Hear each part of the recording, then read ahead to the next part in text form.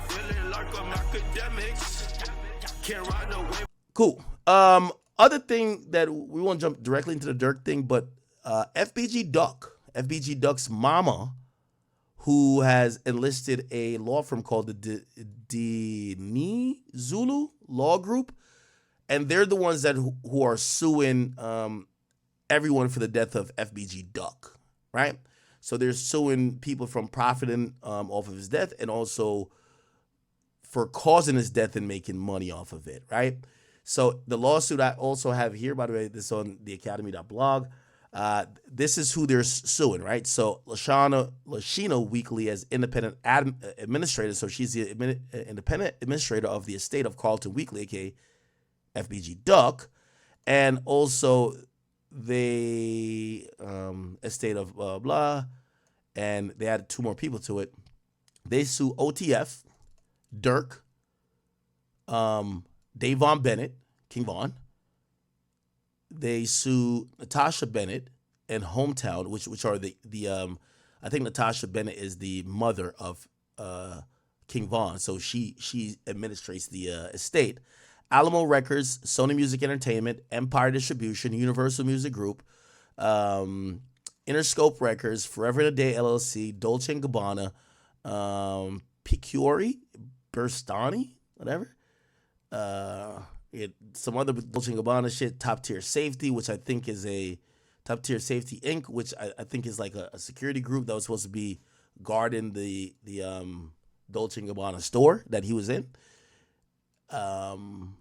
Charles Liggins was the C Murder, Kenny Mack, Lowe's, C Thing, Muwap, and also Teasy, and yes, even the city of Chicago. They're suing everybody. Okay, so anyway, they have reacted to the arrest of Lil Durk, and you can imagine for FBG Duck's mom is like, yo, we're getting somewhere with this, right? Vaughn is dead, but his estate is collecting a lot of money. I could make a good argument that the money, first of all, and I've seen some people say she doesn't have a case. I'm not a street nigga, so I'm not gonna sit here and be like, oh no, you played the game of you were cool with your son doing. Listen, that's not my game to play or angle to look at. Here's the thing: she has a really good case against Vaughn. Vaughn is listed in federal court. He would have gotten a murder for hire charge, just like Durk. So basically, because Vaughn is referred to throughout that whole federal case, all of those defendants went to prison. She's going to take that lawsuit and she's going to walk into civil court. And usually once you win in federal court or when you win in criminal court, you usually have a claim for damages in civil court, right? She's going to civil court and saying, look, federal court already did the work saying this motherfucker did this to kill my son.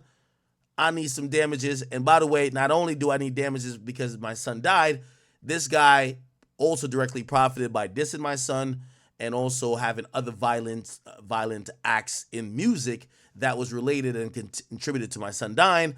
So I deserve some of the money. And this is me spitballing right here. I think Vaughn's catalog right about now is probably making 3 to 4 million, maybe 3 to 5. Let's just call it 3 to 5 million a year. So like just passively 3 to 5 million. They might drop an album. Well, I don't know if they're dropping an album this year, but 3 to 5 million passively, right? So that's what the family's living off of. Don't know how long that's gonna last. To put it in perspective, I've done the math and estimation. The family of X and the family of Juice WRLD's catalog. This is after death, and I think he died in 2018 as well. After death, no, was it 2018 or 2020? Maybe I don't know. Anyway, Juice WRLD's catalog, at least last year, made like between like 40 and 50 million, right? X's catalog is making like 30 million, right? So these catalogs are running up some bread, right? And with X, because he owns most of his stuff, after they pay off some of the deals that he had signed before, like the mom is getting good money, and whoever who administrates like Juice WRLD's situation, like his streams go bananas, right? So they're making a shit ton of money as well. So, if people feel like they were wrong, these are estates that are going to be sued, right? Like we've also seen Takeoff, who died, some chick who claimed that Takeoff R-worded her, right? Obviously, there was no police action on it, but she's making a claim. She was suing Takeoff before he died. Takeoff died, and now she's amended the lawsuits to say, oh, I'm going to sue the estate of Takeoff, which I don't know how that's going to go because this is kind of like word of mouth. Like, the guy who could defend himself, he's dead, and this chick is still alive. But anyway, people are going after people's catalogs and estates because these catalogs, unfortunately, after death in hip-hop, make a sizable amount of money, right? You know, shit. You don't have to do nothing, and King Von's music is just going to still make a couple million. And I could imagine Lashina Weekly, I believe she did FBG Duck Mama. I think she did OnlyFans. Like, I'm not even going to Google it because I don't even want to see some stuff I want to see. So if FBG Duck's mom turned to OnlyFans at a point, yeah, I'm not saying she's hurting for cash, but might want to get some more money, and that's probably one of the reasons she's suing, right? So we'll see. Anyway, the law group, after the arrest of Durk, they put out this, and they said, we have learned that Durk Banks, and by the way, this is a law firm that's representing Lashina Weekly, who is the administrator and mother of FBG Duck, okay? She's administrator of the estate.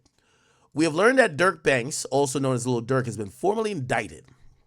That's actually not true. He's not been formally indicted at all. There's been a criminal complaint. That's two different things, but whatever. He's been formally indicted with a connection with a murder for hire plot in the Central District of California. The conduct alleged in this indictment mirrors the pattern of violent activity we have seen repeatedly from Lil Durk and the members of his organization. Only the family. This includes the 2019 shooting of in Atlanta, the 2020 murder for hire of Carlton Weekly, known as FBG Duck. Oh, okay. So they're almost saying that Durk kind of like was involved in that. All right. The 2019 shooting in Atlanta, the 2020 murder for hire of Carlton Weekly, known as FBG Duck, and now the 2022 murder for hire of Taekwon Bowman.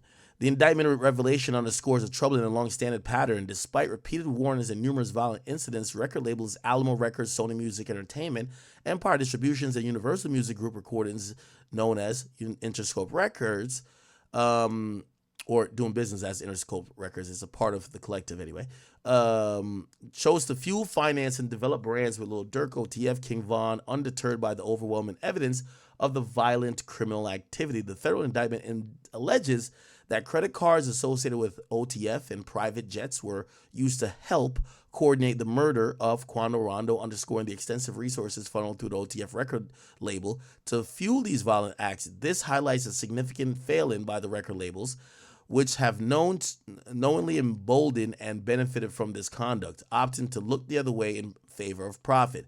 The indictment brings us one step closer to justice for all of those affected by the violent actions perpetuated by OTF, Lil Durk, and his co-conspirators. It is time that record labels be held accountable for their role in enabling this conduct by continuously financing and promoting artists, despite being on notice of repeated evidence of criminal activity by individuals signed to their labels. We stand resolute in pursuing justice for the victims and holding all responsible parties to account, including those in the music industry who have turbocharged this cycle of violence. Now, let me make a prediction. Universal Music Group is going to be dropped promptly if they want to continue with this. Again, I think we've realized from the Diddy case, whether people in music use maybe money, finances, wealth, or power that came from the music business, and we all know that Universal Music Group is one of the biggest music group companies, and if you're on a major, there's so many labels and so many artists that are subsidiaries of there. They kind of are indemnified not only by, the nature of their involvement, because it's not like they're doing the crimes with these people. They're whatever payment they give out is not ever for crime. So, they have the best lawyers in the game. They're going to take this law firm to task. They're going to probably spank them out, and they're probably just going to drop Universal Music Group. Honestly, I think the case here is to sue Durk's people, or Durk's business, OTF, and sue Davon Bennett, which is the estate of King Von. You're not going to get. Universal's not going to pay out. Let me tell you why Universal's not going to pay out. This would set a bad precedence that the music companies would go out of business. For example, I'm going to give you this one, right? There's a lawsuit that came down. Sony Music Entertainment sued Overdose. So the mother of a artist sued the label, claiming that the label funded and fueled the overdose of their son. Now, let's be honest with this. If the record labels historically, or if the courts have ever proven that the record labels were to be blamed if they gave a rapper money or paid a rapper or gave an advance or gave a record deal to a rapper who was either prone to violence or prone to drug use, and those people then use those things to do more violence or drugs and then got killed, arrested, or whatever the case is, if they were not indemnified, they wouldn't sign artists. When you're dealing with hip-hop artists, yeah, half of these niggas go to jail, half of these niggas get killed. So the music business just wouldn't exist as it is. So, like, lawsuits like this, so mom accuses Sony Music of just listen to this, letting their up-and-coming teen rapper OD on their watch, right? Basically, they said the mother of an up-and-coming rapper filed a wrongful death lawsuit against Sony, claiming the company allowed her son to die of a drug overdose just 4 days after his 17th birthday. Now, this is a compelling one because, again, the way how record labels have to sign an artist, especially when the artist is underage, it doesn't necessarily give them like some parental custodial, but it does kind of give them a little bit of more of a understanding that they're entering into a deal with a minor who can't really make decisions for themselves. They have to get all these things really approved and ratified by, either the court system before they even get in a deal, because the person's a minor and the person could come out later saying, hey, I was a minor when I signed, get me out of this. So they got to go through a lot. But that also kind of does affect this. So this is an interesting case, even though I still think they're going to lose. We've just never seen the music company pay up money for the death of, in a lawsuit, for the death of one of their rappers, or if it wasn't a situation where we have seen them settle out of court where somebody got shot at a concert and they were throwing a release party and they got sued. Yeah, but like these rappers taking their money, going to go kill niggas in Chicago, they can't tell grown men what to do with the money that they pay them, right? Like I do business with many companies. If they give me $10 and I use that $10 to go buy crack, they didn't instruct me to. I'm a grown-ass man. So that's the part you can't really help. Anyway, I won't get into this lawsuit too much, but essentially the mom is suing, and they're saying that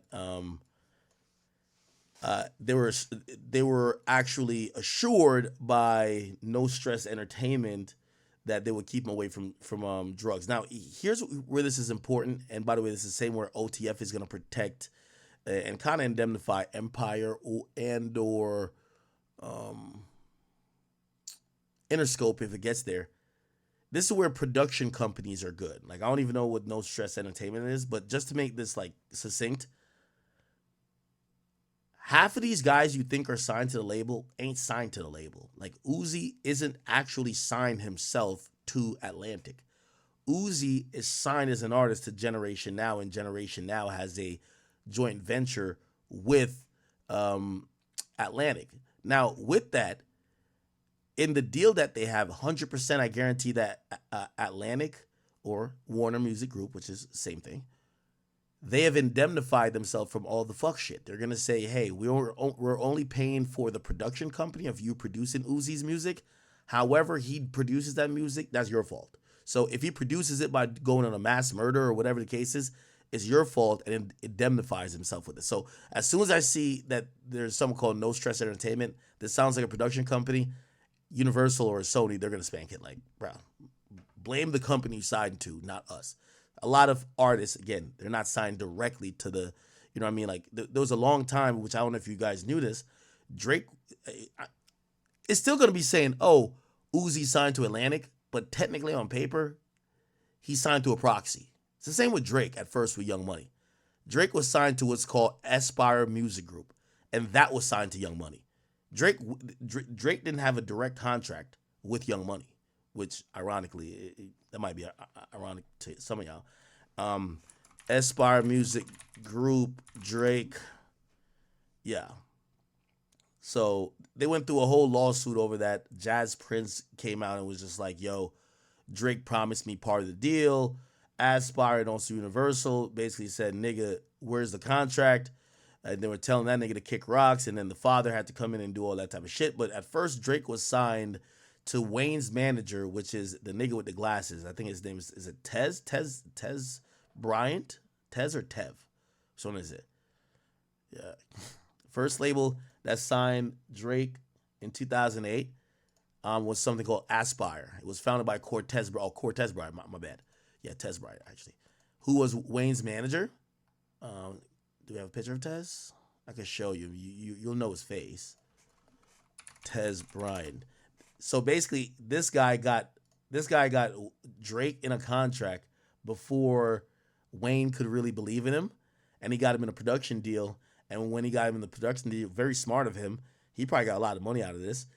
Then they had to sign Drake through his company rather than sign Drake directly. Obviously, Drake got out of that eventually, but this is how Drake initially got signed.